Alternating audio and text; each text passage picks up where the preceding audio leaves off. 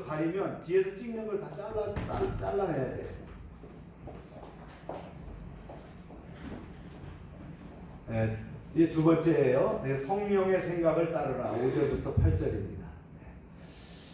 그래서 바울은 율법에 의로운 요구들이 그 안에서 이루어질 수 있는 유일한 사람은 누구냐? 육신을 따르는 그래서 카타사르카라고 했어요. 이런 사람이 아니라는 거예요. 육신을 따르는 사람이 아니라 어떻다고요? 카타푸니마, 성령을 따르는 사람이라 이렇게 얘기를 했어요. 즉 육신보다는 성령이 촉구하는 바를 따르고 성령의 지배에 굴복하는 사람이라고 주장했다라는 거예요. 우리가 말씀 한번 다시 읽어봅니다. 시작. 육신을 따르는 자는 육신의 일을, 영을 따르는 자는 영의 일을 생각하나니 육신의 생각은 사망이요 영의 생각은 생명과 평안이니라. 육신의 생각은 하나님과 원수가 되나니 이는 하나님의 법에 굴복하지 아니할 뿐 아니라 할 수 없습니다. 육신에 있는 자들은 하나님을 기쁘시게 할 수 없느니라. 아멘. 바울은 5절부터 8절에서 육신과 성령의 이러한 대조를 설명합니다. 그것은 이제 구절마다 되풀이 되는데요. 여기서 바울의 목적은 왜 율법에 대한 순종이 성령을 따라 행하는 사람에게만 가능한가를 설명하고 있다라는 거예요. 여기서 이제 바울이 말하는 사륵스라는 게 있어요. 사륵스. 육신이죠. 육신은 다른 말로 얘기하면 뭐예요? 죄의 지배를 받는 자라는 뜻이에요. 여기 이제 상대되는 게 뭡니까? 푸뉴마, 영이죠. 영은 뭐예요? 인격적인 성령님을 얘기한다. 여러분이 말씀을 받으면서 요 로마서의 말씀을 보면서 이렇게 이해하시는데, 육신은 뭐라고요? 죄의 지배를 받는 자아다. 영은 뭐라고요? 인격적인 성령님을 말한다. 이렇게 받아들이면 될 것 같아요. 그래서 성령의 생각을 따르라. 이제 첫 번째는요, 이 말씀입니다. 시작. 우리의 생각은 그리스도인으로서 혹은 비그리스도인으로서 우리가 지니고 있는 기본적인 본성을 나타냅니다. 그래서 아까 얘기했죠. 사륵스, 즉 육신과 영의 특징을 지니는 사람들의 생각을 이제 사도 바울이 이렇게 가르쳤어요. 뭐냐? 믿는 사람이건 믿지 않는 사람이건 우리가 지니고 있는 기본적인 특성을 뭐라고 얘기했냐? 생각이라고 얘기했다 그런 얘기예요. 말씀 읽어볼까요? 시작. 육신을 따르는 자는 육신의 일을, 영을 따르는 자는 영의 일을 생각하나니 육신의 생각은 사망이요 영의 생각은 생명과 평안이니라. 육신을 따르는 사람들이 있어요. 이 사람들은 어떻게 해요? 육신의 일을 생각하는 반면 영을 따르는 사람은 어떻게 한다고요? 영의 생각을 따른다는 거예요. 우리가 지금 자명한 사실이죠, 그죠? 네. 그래서 사람들이 그와 같이 생각하기 때문에 그와 같이 된다는 것이 아니라 그들이 그와 같기 때문에 그런 생각을 한다라는 거예요. 그러니까 지금 뭐예요? 기본적인 본성이 있다는 거예요. 누굴 따르냐에 따라서 이 생각이 다르다는 거예요. 내가 육신을 따르느냐, 인격적인 하나님을 따르냐에 따라서 뭐가 달라진다? 생각 자체가 달라진다는 거예요. 그래서 이 두 경우 모두 그들의 본성이 그들의 생각과 사고를 결정한다. 그래서 사륵스 혹은 그 푸뉴마가 무엇을 소유코로 생각한다는 그 말은 모든 것은 우리가 어떤 존재인가, 곧 우리가 여전히 육신 안에 있는가 아니면 이제는 거듭나서 성령 안에 있는가 하는 문제를 결정하게 된다는 거예요. 아멘입니까? 네. 이것이 가장 기본적인 거라는 거예요. 누구를 따르느냐는 거예요. 우리는 물론 하나님의 영, 성령을 따르는 줄로 믿습니다. 네. 때로는 우리가 세상에 살다 보면 그것을 놓칠 경우가 있어요. 저도 그러거든요. 어떤 일을 결정하는데 내가 막 결정해놓고 다시 이제 돌아가요. 아유, 성령님 죄송합니다. 이게 제 마음대로 생각했네요. 성령님 동의하십니까? 이렇게 얘기할 때가 있단 말이에요. 내가 누구를 따르느냐는 거예요. 근데 이것이 습성화되는 거예요. 우리가 구원받은 자로서 늘 성령과 동행하다 보면 나는 누구의 생각을 따르느냐, 내 육신의 내 자아에 말이죠. 내 아주 본성적인 것을 따르느냐 아니면 성령의 생각을 따르느냐 이게 중요한데 이것이 바로 기본이다라고 사도 바울은 얘기하는 거예요. 이걸 뭐라고 표현했다? 생각이라고 얘기하는 거예요. 그래서 영의 생각은 생명과 평안이라 했죠. 생각이 중요하다. 이게 기본이다. 아멘입니까? 지금 어디 가는지 이렇게 여러분 그 줄기를 알아야 돼요. 성령의 생각을 따르라 해서 이제 사도 바울이 우리에게 생각에 대한 것을 언급하는데 그 생각은 뭐냐? 육신을 따르느냐 영을 따르느냐 이게 기본적인 게 있다라는 것을 다시 한번 일깨워주고 있다라는 거예요. 두 번째입니다. 우리의 생각은 영원한 결과를 가져온다라는 거예요. 네, 말씀에 이렇게 되어 있죠. 시작. 육신의 생각은 사망이요 영의 생각은 생명과 평안이니라. 즉 육신의 지배를 받은 사람의 생각은 이미 영적으로 죽은 것이며 불가피하게 영원한 죽음으로 끝난다는 거예요. 그것은 그들의 생각이 하나님을 멀리하고 하나님과 교제를 이생이나 내세에서 끊었기 때문이라는 거예요. 그렇지만 성령의 지배를 받은 사람의 생각은 어떻게 합니까? 생명과 평안을 수반하게 된다. 이렇게 생각은 영원한 결과를 수반한다. 이걸 기억해야 돼요. 한 번 결정했는데 이것이 어떻게 돼요? 영원한 결과로 고착되게 됐다는 거예요. 왜냐하면 계속 그렇게 따라가다 보면 결국은 어떻게 됩니까? 그런 삶을 살아갈 수밖에 없다는 거예요. 오늘 사도 바울이 그렇게 언급한 거예요. 육신의 생각은 사망이요 영의 생각은 어떻게 해요? 생명과 평안이라. 할렐루야. 네. 이제 세 번째 생각에 대한 세 번째입니다. 읽어볼까요? 시작. 우리의 생각은 하나님에 대한 근본적인 태도와 관계가 있다. 근본적인 태도, 관계가 있다. 말씀을 읽어보면 자명합니다. 시작. 육신의 생각은 하나님과 원수가 되나니 이는 하나님의 법에 굴복하지 아니할 뿐 아니라 할 수도 없습니다. 육신에 있는 자들은 하나님을 기쁘게 할 수 없느니라. 육신의 생각이 사망인 경우는 그것이 하나님의 원수되기 때문이죠. 곧 하나님에 대해 뿌리 깊은 적의를 품고 있기 때문이라는 거예요. 그것은 하나님의 이름과 나라의 뜻, 하나님의 날, 하나님의 백성과 말씀, 하나님의 아들과 영, 하나님의 영광에 어떻게 대적적이다. 특별히 바울은 하나님의 그 도덕적 기준을 강조하는데요. 하나님의 법을 즐거워하는 중생한 사람들과는 대조적으로 중생하지 않은 사람, 구원받지 않은 사람이죠.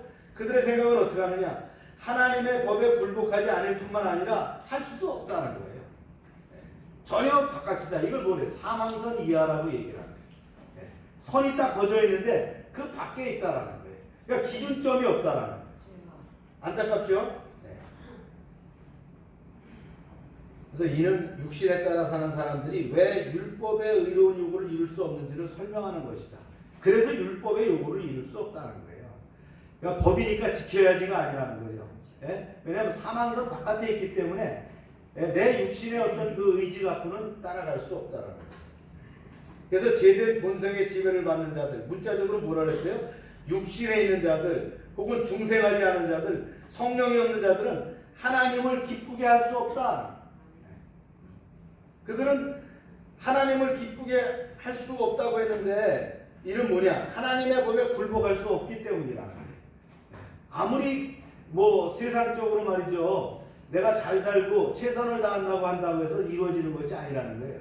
그 선 바깥에 나가 있다는 거예요. 이게 구원 바깥에 나가 있기 때문에. 반면에 성령 안에 있는 자들은 어떻게 합니까? 모든 것에서 하나님을 기쁘시게 하려고 노력한다라는 것이 암시되어 있는 말씀이 바로 이 말씀이죠. 그래서 정리하면 이렇습니다. 두 부류의 사람, 곧 육신에 있는 중생하지 않은 사람들과 이제 성령 안에 있는 중생한 사람들이 이렇게 사이가 있죠. 그러니까 중생이느냐 중생하지 않느냐, 즉 육신에 있느냐 성령 안에 있느냐, 이 차이가 뭐예요? 구원받느냐 구원받지 않았느냐, 그 차이에 있다라는 거예요. 이제 그들은 이런 관점에서 다른 사고방식을 가지고 있다라는 거예요. 어떤 방식이에요? 육신의 생각과 영의 생각, 이렇게 갈라진다라는 거예요. 그 다음에 이런 유형으로 행동할 수밖에 없다는 거예요. 육신에 따라 사느냐 성령에 따라 사느냐. 생각에 따라서 어떻게 합니까? 그 행동 유형이 달라진다는 거예요. 또 어떻게 돼요? 그 결과 영적인 상태가 달라지게 된다. 사망이냐 생명이냐, 또 적이냐 평안이냐, 이렇게 알티튜드라고 그러죠. 이 태도가 달라지게 된다. 그래서 이처럼 우리의 생각을 어디에 두고 어떻게 이것을 따르느냐, 우리의 현재 그 행동과 우리의 궁극적인 운명을 결정하는데 아주 중요한 역할이 되더라. 그래서 뭘 따라야 된다고요? 성령을 따라 행해야 된다. 할렐루야. 여러분 성령을 따라가시길 바랍니다. 네. 우리가 지난주 말고요, 그 이전에 4주간을 성령에 대한 것을 배웠어요. 제가 그랬죠? 제가 배웠던 그 학부에서 배웠던 것으로부터 시작해 갖고 모든 과정을 망라해서 제가 정리를 한번 해서 여러분하고 4주를 나눴어요. 3주 동안 그거를 설교하고 마지막 한 주는 그걸 다시 요약해 갖고 했단 말이죠. 이제 아마 제가 이렇게 얘기를 하면 이 내용을 대략 이렇게 연결이 될 거라고 믿습니다. 근데 사실 이 로마서 8장은 보석 중에서 가장 빛나는 부분이라고 하는데 그만큼 어려워요. 이게 말씀이 이해할 수가 이렇게 쉽지가 않다는 거예요. 어쩌면 여러분이 듣는 것보다는 글자를 읽어야지만 이해가 될 수도 있는 그런 부분들입니다. 또 어쩌면 설교로 다루지 않는 부분일 수 있어요. 그러니까 여러분들이 잘 듣고 이해하시고 요약지를 또 보시면서 여러분 그걸 이렇게 소화하시길 바랍니다. 특별히 어떻게 합니까? 8장은 뭡니까? 8장은 성령과 성화에 관련된 것이다. 그러니까 그냥 성화되는 것이 아니에요. 성화의 삶을 산다. 우리가 돌을 닦듯이 말이죠. 최선을 다하고 열심히 하고 법을 지키니까 법대로 살면 된다가 아니라는 거예요. 성령이 도와주시지 않으면 안 된다는 거예요. 성령이 우리를 붙잡는다는 거예요. 그래서 오늘 첫 번째 이제 말씀드린 게 뭐예요? 성령의 생각을 따르라는 거였어요. 성령의 사역 중에서 성령의 생각을 따라가야 된다. 이 말씀을 증거를 했다는 거예요. 아멘입니까? 이제 두 번째 말씀드리고 싶은 것, 이제 우리 패라그라피는 세 번째입니다. 성령이 내주하신다. 그러니까 예수를 믿고 나서 우리가 이 땅에서 누리는 가장 큰 축복이 뭡니까? 성경은 뭐라고 했냐면요, 바로 성령이 우리 안에 거하시는 것이다. 제가 강조했죠. 우리가 복이라는 것이 뭐예요? 성령을 받은 것이 복이라는 거예요. 그래서 이것을 신학적으로는 그 성령의 내주하심이라 이렇게 표현합니다. 이 성령의 내주하심은 성령이 예수님을 자신의 구세주로 영접한 사람의 마음에 들어가셔서 영원히 떠나지 않고 어떻게 합니까? 거처를 삼으신다. 이거를 뭐라고 했어요? 내주하신다라고 우리가 배웠어요. 그죠? 이것이 놀라운 축복이다. 그래서 우리가 은총 총자를 뭐라 했어요? 우리 집에 누가 왔다고요? 성령이 오셨다. 우리 집에 왕이 오셨다는 거예요. 물론 한자어는 용입니다. 그게 왕이 오셨다. 성령이 오셨다는 거예요. 이게 바로 복이다 그랬다. 은총 총자의 총자라 그랬어요. 놀라운 축복입니다. 구약 시대에는 일어나지 않았던 사실이에요. 아브라함도 물론이고 모세와 다윗조차도 이러한 성령의 내주하시는 축복을 받지 못했어요. 그럼 배웠죠 우리가? 그때는 어떻게 했습니까? 성령이 때를 따라서 사람에게 어떻게 했어요? 캄다운 하시고 푸어아웃 하시기도 했다. 임하시기도 하고 기름 붓기도 하고 말이죠. 이제 강림하시기도 하셨단 말이에요. 그러고는 떠나시기도 했다 그랬어요. 근데 우리는 어떻게 합니까? 성령 시대에 살고 있는 우리는 어떻게 합니까? 내가 구원받고 예수 믿는 순간, 그죠? 내가 주님 나의 왕이시며 나의 구원자십니다라고 할 때에 내 안에 와서 거하시게 된다. 이걸 내주한다라고 얘기했다. 할렐루야. 그래서 오순절 이후에 성령은 이 땅에 임하셨고요. 그 다음에 그 성령께서는 하시고자 하는 사역이 있었어요. 무슨 사역을 하셨어요? 교회를 세우시게 하셨다. 우리 한국 사람들이 복을 받는 이유가 그렇습니다. 얼마나 많은 교회를 세웠어요? 아멘입니까? 네. 교회가 많은 곳일수록 복을 받는 것인지 믿으시길 바랍니다. 그러니까 미국이 얼마나 교회가 많아요. 우리가 또 미국을 따라서 교회를 세웠어요. 얼마나 많은 교회들이 세워지니까 우리가 70년 만에 이게 부강한 나라를 만들었다. 할렐루야. 그래서 교회 시대 그리스도인들은 예수 그리스도를 믿는 놀라운 축복을 얻었는데 바로 성령이 내주하십니다. 물론 그 이후에도 우리가 죄를 범하고 실패하며 성령의 뜻대로 온전히 살지 못할 때도 있다라는 거예요. 그러나 성령은 우리가 죄를 범해도 우리 안에서 영원히 떠나지 아니하신다 그랬어요. 한번 우리가 성령을 받게 되면 그분은 떠나지 아니하신다는 거예요. 얼마나 감사하냐. 그분이 나를 딱 붙잡고 있다라는 거예요. 내가 그분을 붙잡은 게 아니에요. 그분이 나를 붙잡고 있다라는 거예요. 할렐루야. 이것이 얼마나 놀라운 복입니까? 성령은 우리가 부족해도 떠나지 않습니다. 잘못을 범해도 떠나지 않습니다. 오히려 계속 거하시면서 죽을 우리 몸, 타락한 우리 몸을 어떻게 해요? 영광스럽게 만들어 간다는 거예요. 성령께서 우리 안에 거하시면서 어떻게 합니까? 점점 성화의 삶을 살아가도록 만드신다. 할렐루야. 그러나 놀랍게도 너무나 많은 성도들이 이 성령의 내주하시는 축복을 누리지 못하는 거예요. 참 안타깝죠. 성령이 내 안에 거하시는데 염려하고 걱정합니다. 너무나 아쉽죠. 할렐루야. 그래서 오늘 이제 성령이 내주하신다. 그 첫 번째 우리가 배워야 될 것은 뭐냐면 성령의 내주하심에 따라 두 가지 중요한 교리가 있어요. 말씀 읽어봅니다. 시작. 만일 너희 속에 하나님의 영이 거하시면 너희가 육신에 있지 아니하고 영에 있나니 누구든지 그리스도의 영이 없으면 그리스도의 사람이 아니니라.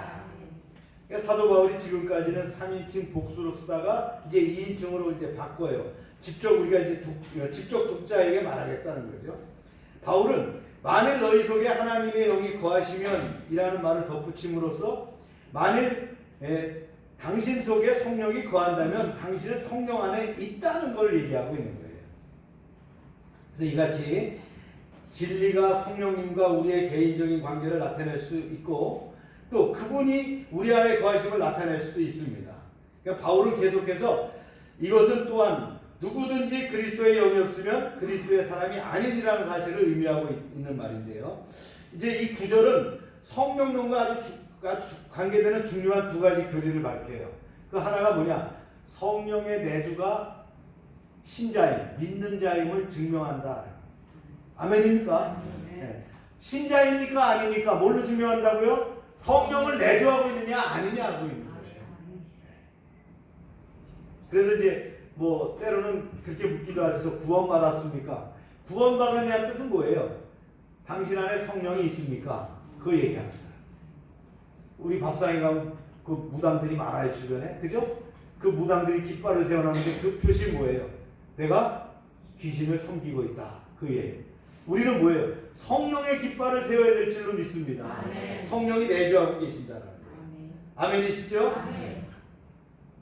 그래서 성령을 소유하는 것은 혹은 성령님이 내주하심은 진정한 신자임의 증거다.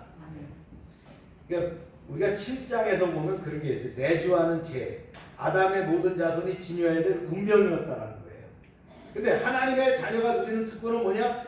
내주하는 죄와 싸우고 이것을 정복하기 위해서 내주하시는 성령을 가지고 있다라는 거예요. 그래서 우리가 죄와 싸워 이길 수 있다는 건 뭡니까? 내 안에 성령이 거하시기 때문이에요. 내가 죄를 지으려고 해도 성령님께서 이미 임계처서를 딱 두고 딱 걸리게 하셔요. 그래서 죄로 가지 못하게 내 벌써 양심에 말이죠. 죄로 나가지 못하도록 딱 차단을 하시는 거예요. 브로킹을 하시는 거예요. 때로는 천군 천사를 보내셔서 막아주셔요. 방해를 차단해 주시는 거예요. 아멘입니까? 그래서 예수님이 약속하셨을 때 그는 너희와 함께 하시며 또 너희 속에 계심이라. 말씀 한번 보세요. 시작. 그는 진리의 영이라 세상은 이미 그를 받지 못하나니 이는 그를 보지도 못하고 알지도 못하니라. 그러나 너희는 그를 아나니 그는 너희와 함께 거하시며 너희 속에 계시겠습니다. 예수님이 하신 말씀입니다. 이제 이 약속이 실현되고 모든 참된 그리스도인이 성령을 받았습니다. 그래서 우리 몸은 그분이 거하시는 뭐가 됐다고요? 성령의 전이 되었다라는 거예요. 할렐루야. 역으로 우리 안에 그리스도의 영이 계시지 않는다면 우리는 전혀 그리스도께 속한 것이 아니라는 거예요. 이게 바로 성령의 선물이라는 거예요. 우리가 처음 회개하고 예수를 믿을 때 주어지는 최초의 복, 그리고 누구나에게 보편적으로 주어지는 복이라는 점을 분명히 해줍니다. 물론 더 깊고 풍성한 성령님을 체험하거나 특별한 은혜를 위해서 성령의 기름 부음을 받는 일도 있다는 거예요. 그죠? 이걸 뭐라고 표현했어요? 성령 침례, 성령 충만이라고 했다는 거예요. 그죠? 성령 침례라는 거는 이제 내가 처음으로 성령이 나를 타치했을 때의 사건을 성령의 침례, 그죠? 스피리추얼 바티스마라고 했다면 뭐라 했어요? 성령 충만이라고는 어떻게 했어요? 내가 하나님의 말씀과 함께 어떻게 해요? 늘 성령이 내 안에서 강력하게 역사하는 사건. 이걸 성령 충만이라고 했다. 성령이 이제 개인적으로 내주하시는데 이제 이 처음부터 이제 모든 신자에게 누리는 특권이었다. 성령님께서 우리에게 임하셔서 이걸 누리게 하는 특권을 우리에게 주셨다. 이것을 성령의 내주라고 하는데 이것이 뭐라고요? 내가 하나님의 사람임을 증명하는, 신자임을 증명하는 증거다. 하나님의 사람입니까? 성령을 내주하고 계시냐? 할렐루야. 네. 우리가 금방 압니다. 저 사람이 성령을 내주하고 있는 것인지 그냥 교회만 왔다 갔다 하는 것인지 알 수 있다. 둘째는요, 이제 중요한 교리 두 번째 9절에서 볼 수 있는 삼위일체 하나님의 각 위격을 함께 하신다.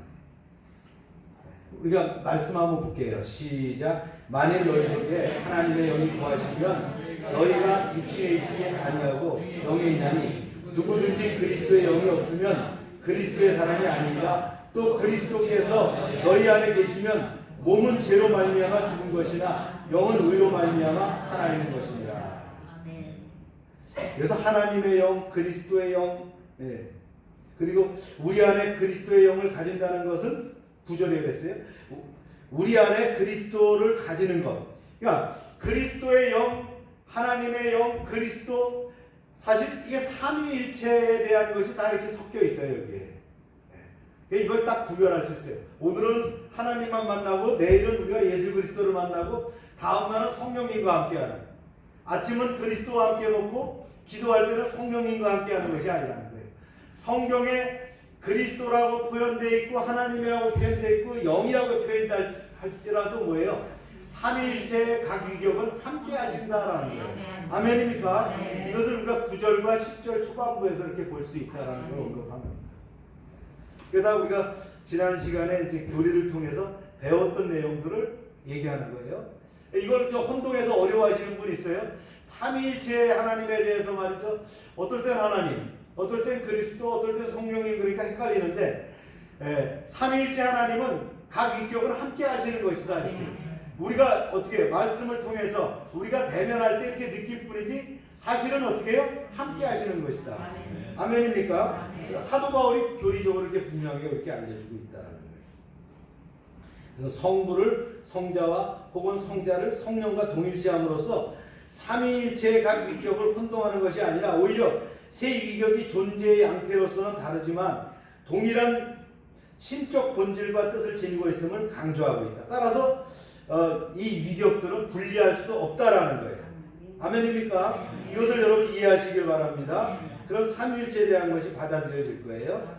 그래서 성부는 성자를 통해서 일하시고 성자는 성령을 통해서 일하십니다. 진실로 각 위격은 어디에 계시든지 다른 위격들과 함께 하신다. 네. 자연스럽게 여기서 이제 삼위일체에 대해서 하는데요. 이게 삼위일체 이게 상당히 어려운 거예요. 네. 그래서 뭐 어떻게 얼음으로도 표현하고 물로도 표현하고 뭐 수증기로도 표현하고 근데 그런 것보다는 자연스럽게 이제 오늘 로마서 이 부분에서 이렇게 언급해 주는 게 있다. 그죠? 위격은 함께 하신다. 세 위격은 함께 하신다. 이게 삼위일체다. 그 다음에 이제 다시 넘어가세요. 내주, 성령의 내주에서요. 내주하심의 결과가 뭐냐? 성령의 내주하심의 결과가 뭐냐? 그래서 바울은 우리 안에 성령을 가지는 것이 그리스도의 백성으로 구분되는 표시라고 역설한 뒤에 이제 그분이 내주하심으로 인해서 두 가지 중요한 결과를 보여줍니다. 이제 10절과 11절 둘 다 이런 내주하심에 관해서 뭐뭐 하시면 이렇게 나와요. 이제 한번 보세요. 그리스도께서 너희 안에 계시면 하시면이죠. 영이 너 안에 거하시면 뭐뭐 하시면 그랬어요. 결과를 얘기한다는 거예요. 그래서 크게 내주하심의 결과가 두 가지예요. 10절과 11절에는 생명이라는 것이 언급되고요. 두 번째는 빛. 이게 라이트 빛이 아니에요. 빚졌다고 할 때 빚입니다. 예. 의무를 얘기하는 거예요. 의무를 얘기하는 거예요. 오블리게이션을 얘기하는 거예요. 그래서 먼저 성령의 내주하면 생명의 역사가 일어난다. 즉 성령의 내주가 있으면 뭐가 나타난다고요? 생명의 역사가 나타난다는 거예요. 성령이 내주하시면 뭐가 나타난다고요? 죽음이 아니라 생명이라는 거예요. 할렐루야. 말씀을 봅니다. 시작. 또 그리스도께서 너희 안에 계시면 몸은 죄로 말미암아 죽은 것이나 영은 의로 말미암아 살아있는 것이니라. 할렐루야. 이 구조를 통해서 그리스도인의 심각한 문제를 잘 지적하고 있음을 보는데요. 여기에 보면 몸이 죽었다고 했고 영이 살았다고 했어요. 우리가 신앙생활을 하면서 늘 어려운 것이 뭐예요? 마음은 원이로되 육신이 약하여 늘 넘어지고 실패하기 때문이다. 이게 예수님이 하신 말씀이에요. 여기서 몸이라는 거에 있어요. 몸이라고 하는 것은 우리의 몸과 마음과 감정 전체를 얘기하는 거예요. 이 몸이라는 건 뭐라고요? 육신을 얘기하는데 몸과 마음과 감정 전체를 이걸 몸이라고 했다는 거예요. 제가 이제 섬진강에 가보니까 그 잠수부들이 잠수복을 입고 강가에 들어 강굴을 따더라고요. 강굴. 아주 큼직한 굴을 따는데 그 물속에 들어가서 물일을 하는 것을 볼 수 있는데 이 잠수복을 입고 가는데 그냥 그 슈트를 입은 게 아니에요. 큰 쇠로 만든 헬멧, 이 유리가 달리고 막 이런 거예요. 그 다음에 아주 튼튼한 그 잠수복을 입고 들어가는데 여기 뭐가 달렸어요? 공기를 이끄는 그 파이프라인이 있어가지고 배 위에 있는 선장이 밑에 잠수부에게 계속 엔진을 통해서 이 공기를 공급하고 있다는 거예요. 그거 끊으면 그 밑에 있는 사람 절단 나는 거예요. 그렇죠? 네. 저는 이걸 보면서 그 생각을 했어요. 아, 우리가 바로 그런 존재가 아닌가. 성령의 내주 교통하심이라는 게 바로 그런 존재라는 거예요. 이해가십니까? 하나님의 성령의 능력이 우리 영혼을 통해서 공급될 때 죽은 육체가 살아나기 시작한다는 거예요. 네. 끊어지면 안 된다는 거예요. 이게 성령의 내주 교통하심이. 예. 이 교통줄이 끊어지면 안 된다는 거예요. 마치 강물을 따라 들어간 잠수부처럼 그것이 연결되어 있다는 거예요. 그래서 이것이 연결되면 어떻게 됩니까? 오랫동안 고철로 버려졌던 기계가 작동되는 것과 같다는 거예요. 생명의 역사가 드디어 일어나는 거예요. 공기가 공급되니까 호흡을 할 수 있고 작동되는 것이 된다. 이게 바로 뭐예요? 성령이 내주하시면 생명의 역사가 일어난다. 그러니까 우리가 성령 받으면 어떻게 해요? 우리가 예수 믿고 구원 받으니까 성령 받으니까 어떻게 해요? 중생이란 말을 쓰잖아요. 죽었던 영이 살았다는 거예요. 죽었던 영이 사라지는 것, 소생하게 되는 역사가 나타났다는 거예요. 아멘입니까? 이게 바로 생명의 역사라는 거예요. 이 역사가 계속되는 걸 믿으시길 바랍니다. 이게 생명의 역사입니다, 바로. 그래서 이거 성령이 내주하시고 그 능력이 공급될 때 우리는 어떻게 해요? 최고의 상태가 되는 거예요. 그때 이제 영혼은 진정으로 자신에 대해서 만족하고 하나님께 감사하며 살겠다는 거예요. 우리가 세상을 살면서 내가 열심히 살아야지, 공부 열심히 해야지, 사업 열심히 해야지, 내가 가정을 잘 돌봐야지, 내가 신앙생활도 잘해야지, 그렇게 열심과 노력만 가지고 살 수 있느냐? 아니라는 거예요. 뭐예요? 성령과의 생명줄이 연결이 돼야 된다. 이게 생명의 내주 교통하심이다. 이것이 공급될 때에 어떻게 합니까? 드디어 어떻게 세상을 보는 눈이 생깁니다. 하나님을 알게 됩니다. 내 이웃을 바라보게 되는 거예요. 나한테 긍휼한 마음이 생기는 거예요. 그래서 하나님을 사랑하며 이웃을 사랑하는 마음이 생기는 거예요. 그래서 내가 어때요? 물질에 관계없이, 상황과 여건에 관계없이 내 속에서 샘선은 어떻게 합니까? 감사와 기쁨이 차고 넘치게 되는 거예요. 할렐루야. 저는 때때로 말이죠, 설교를 준비하다가도 하나님 감사합니다. 나같이 벌레만도 못한 자가 하나님의 종이 되어서 이런 일을 감당합니다. 교회를 허락하셨습니다. 저에게 이렇게 사역과 선교를 허락하셨습니다. 저와 함께 할 수 있는 진짜 아름다운 그런 리더들 공동체를 주셨습니다. 재직들을 주셨습니다. 감사하지 않을 수 없다. 왜요? 내가 성령을 교통함으로 뭘 받았어요? 생명줄을 받다 보니까 그런 것들이 이제 일어나기 시작한다. 그것이 늘 차고 넘치게 된다. 이게 성령의 내주 교통하심이에요. 이게 없으니까 어떻게 해요? 텁텁한 거예요. 뭐 더 재밌는 거 없어. 그래서 술과 음주 오락과 뭐 더 재밌는 거 없어. 그거 찾는 거예요. 11절 말씀 봅니다. 시작. 예수를 죽은 자 가운데서 살리신 이의 영이 너희 안에 거하시면 그리스도 예수를 죽은 자 가운데서 살리신 이가 너희 안에 거하시는 그 영으로 말미암아 너희 죽을 몸을 또 살리시느니라. 아멘입니까? 그러니까 우리 안에 계신 성령님은 예수님을 죽은 자 가운데서 살리신 영이라는 거예요. 바로 그 영이 우리 안에 계신다면 못하실 일이 없다는 거예요. 성령님은 변화시키지 못할 사람이 없고 극복하지 못할 어려움이 없다는 거예요. 우리 안에 성령님이 지속적으로 임하시고 지워지는 거야말로 이 세상에서 인간에게 일어날 수 있는 최고의 축복이요, 최고의 하여튼 그런 일들이 일어날 수밖에 없다. 그래서 아무리 이 성령이 그 내주한다는 자체가 얼마나 복이냐, 이걸 누리시기 바랍니다. 이걸 우리가 엄청난 것을 주셨는데 이걸 안 누리고 있다는 거예요. 즉 오늘 본문에서 말씀했어요. 그리스도의 죽은 몸을 살리신 그 영이 우리한테 와 있는데 못할 것이 무엇이느냐는 거예요. 할렐루야. 근데요, 이것은 순차가 있어요. 영에 속한 사람이라고 하더라도 다 똑같지 않아요. 우리는 영적으로 성장해야 되는데 어떤 사람은 아기 같은 사람이 있어요. 아직도 청년인 사람이 있어요. 우리는 장년으로 성장해야 될 줄로 믿습니다. 완성돼야 될 줄로 믿습니다. 이 완성이 영화예요. 영화가 됐을 때 어떻게 하나님 나라에 들어갈 수 있는 것이다. 성령의 역사가 충만할 때 치유의 역사가 나타납니다. 우리의 인생이 회복되는 역사가 나타나는 거예요. 우리의 삶이 성장되는 역사가 나타나는 거예요. 아멘입니까? 코로나 바이러스 상황이에요. 그렇지만 이럴 때일수록 어떻게 합니까? 여러분이 말씀과 기도 가운데 성령이 내 안에서 어떻게 합니까? 폭발적으로 역사해서 말이죠. 사업도 잘 되고 가정도 잘 되고 삶이 윤택해지고 나누고 베풀 수 있는 그런 삶이 말이죠. 넘치는 그런 역사가 드러날 수 있다는 거예요. 좌절하지 마십시오. 이럴 때일수록 우리가 깨어 있어야 됩니다. 할렐루야. 그 다음에 이제 두 번째는요, 성령이 내주했을 때 역사가 뭐냐?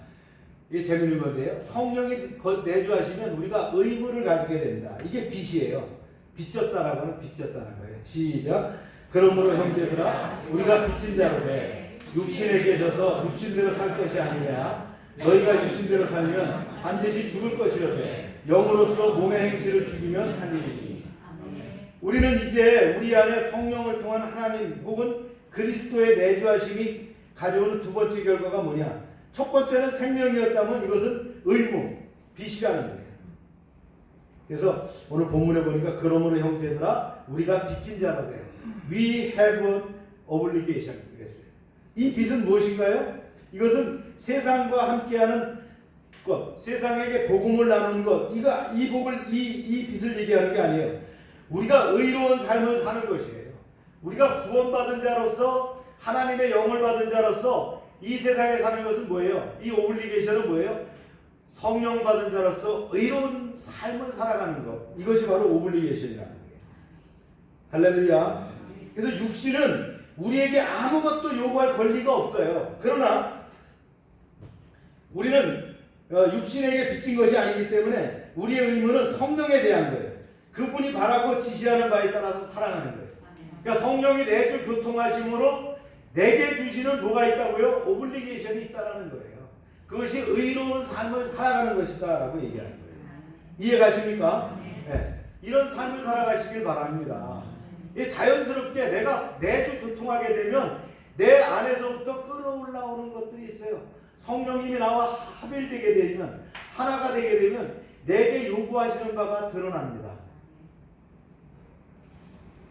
이해가십니까?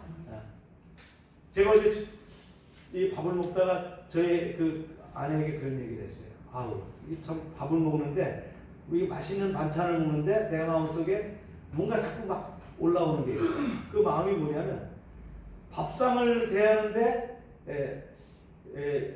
그 영란조사 언니가 김치를 보내줘 맛있게 이제 밥을 먹었어요. 근데 밥을 먹다가 뭔 생각을 했냐면, 또 삼겹살을 먹거든요. 얼마나 맛있겠어요, 그죠? 근데 갑자기 필리핀에 있는 다니엘 목사네가 생각이 나는 거예요. 그들의 아주 험한 환경들, 예, 손이 장애인 그 자녀들, 또 새로 태어나갖고 삐쩍 말라갖고 말이야 있는 그런 아이들이 생각나요. 예. 하나님께서 에게 그런 감동을 주시는구나. 왜냐하면 다른 가족들은 다 목회자 가족들은 매월 얼마씩 우리가 도네이션을 하는데 걔네는 못해요. 그러다 보니까 늘 나한테 내가 큐티를 보내면 그가 이제 영문으로 메시지를 보내는데 그들의 이제 어려움들을 이렇게 호소하는 거예요. 근데 제가 작년 연말에도 그랬죠. 그들 도와준다 그래갖고 월 얼마씩 해갖고 연말까지 도와줬는데 금년에 저희가 예산을 그걸 또 못 만들어줬어요. 선교에서. 그러다 보니까 제가 늘 마음에 부담이 생겨서 어떤 일이 생길 때마다 이렇게 돕는데 성령님 말씀하시는 게 제가 그 아픔을 주는 거예요. 이 도와줘야 되겠구나. 얼마나 도와줘서 최소한 걔네들이 먹는 식대라도 될 수 있도록 돼야 되지 않을까, 이런 코로나 상황에서 그런 마음을 주는데 이것이 빛이란 말이에요. 이런 빛을 주는 거예요. 생각을 주시는 거예요. 여러분 이럴 때마다 시행하셔야 됩니다. 그것이 성령님의 요구를 들어가시는 거예요. 그걸 우리가 시행했을 때 하나님 복을 주실 줄로 믿습니다. 그것이 어떤 물질적인 것이든 내 시간과 내 어떤 에너지를 소요하는 것이든 그것이 바로 헌신이라는 거예요. 그 빛을 따라가. 이것이 바로 의로운 삶이다.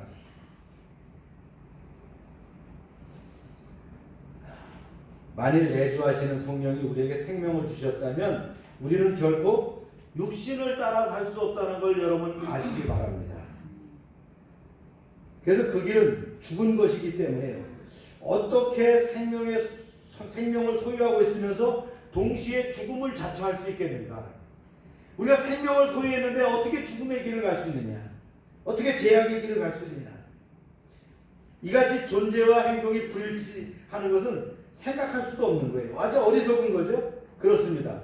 우리는 하나님이 주신 생명으로 살고 그것을 위협하거나 그것과 상반되는 것은 모두 다 죽이도록 내주하시는 그 성령님이 내 안에서 어떻게 합니까? 생명의 성령의 빛을 지니고 살게 하신다.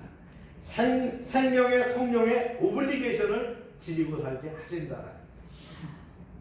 오늘 행실 주기가 더 있는데 이번 다음 주에 말씀을 좀 이어서 또 나가도록 그렇게 하겠습니다. 귀한 말씀을 또 주셨는데요. 성령님께서는 우리에게 요구하시는 바가 있죠. 지난주에는 이제 그 정죄에 대해서 이렇게 말씀을 주셨어요. 성령은 우리에게 정죄 의식에서 자유케 하셨다. 내가 예수 믿고 구원받게 되면 내 지은 죄를 누가 짊어지셨어요? 예수님께서 짊어지셨다라는 거예요. 그러니까 성령을 소유하게 되면 그 정죄 의식으로부터 해방되게 된다는 말씀을 배웠고요. 오늘 이제 성령의 생각을 따르라는 것을 좀 배웠고요. 그 다음에 성령의 내주 교통에 대해서 또 이렇게 우리가 말씀을 나눴어요. 그 마지막 하나 좀 시간이 안 돼서 그 몸을 죽이는 과정인데 이게 몰티피케이션이랑 중요한 그런 교리인데 다음 주에 우리가 여기에서 하도록 그렇게 하겠습니다. 기도합니다. 하나님 감사합니다. 로마서의 귀한 말씀을 통해서 우리가 성령을 통한 그런 성화의 삶을 다시 한번 재조명하게 하심을 감사합니다. 우리가 말씀대로 살게 하여 주시옵소서. 성령의 인도하심에 따르게 하여 주시옵소서. 성령의 내주교통함으로 승리하는 삶이 되게 하여 주시옵소서. 또 한 주간 코로나 상황이지만 오히려 우리가 왕성하게 일하며 왕성하게 승리하는 그런 한 주가 되게 하여 주시옵소서. 예수님의 이름으로 기도합니다. 아멘. 다 같이 일어나셔서 찬송합니다. 595장입니다.